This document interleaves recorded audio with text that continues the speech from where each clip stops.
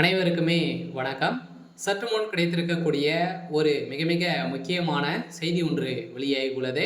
சற்று முன் செந்தில் பாலாஜியை அடித்து இழுத்துச் சென்ற டெல்லி போலீஸ். இது மாதிரி பார்த்தீங்கன்னா செய்திகள் வெளியாக இருக்கு.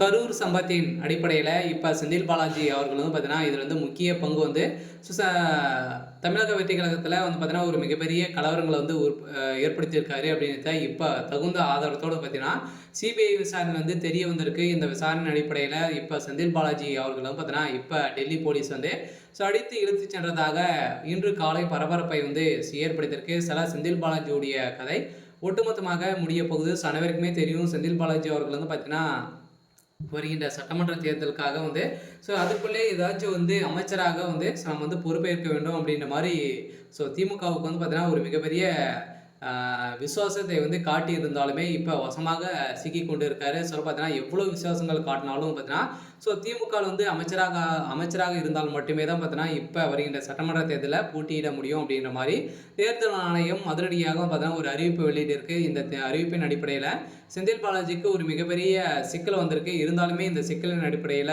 செந்தில் பாலாஜி செய்தது ஒரு மிகப்பெரிய பாவ செயல். இந்த பாவத்தை மன்னிக்கவே முடியாது அப்படின்ற மாதிரி நீதிமன்றம் போட்ட தீர்ப்பின் அடிப்படையில் இப்போ செந்தில் பாலாஜியுடைய கதை ஒட்டுமொத்தமாக முடிந்திருக்கு. இப்போ டெல்லிக்கு தூக்கியிருக்காங்க. சில டெல்லியில் விசாரணை நடந்துட்டு இருக்கு. சில பார்த்தீங்கன்னா ஏற்கனவே ஒரு மிகப்பெரிய பிரச்சனைகள் அவர் இருக்கா இல்லையா.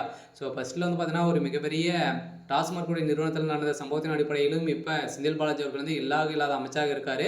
ஏற்கனவே ஒரு மிகப்பெரிய ஊழல் அதிமுக ஆட்சி காலத்தில் இருக்கும்போதே பார்த்தீங்கன்னா ஒரு மிகப்பெரிய ஊழல் செய்த காரணத்தின் அடிப்படையில் தான் அதிமுக விலகி இப்போ திமுக இணைந்து ஒரு மிகப்பெரிய புள்ளியாக இருக்காரு. இருந்தாலும் செந்தில் பாலாஜி அவர்கள் தெரியும் இவர் யார் அப்படின்றத செந்தில் பாலாஜி கரூர் மக்களுக்கு அனைவருக்குமே தெரியும் இல்லையா.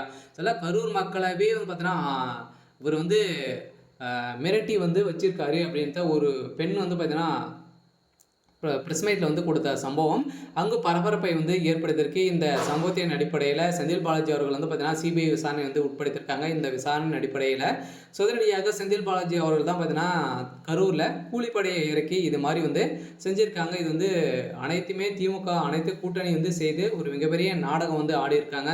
இந்த நாடகத்தின் அடிப்படையில் மக்களுடைய உயிர் தான் சேர்ந்திருக்கு. இதற்கு அனைத்துக்குமே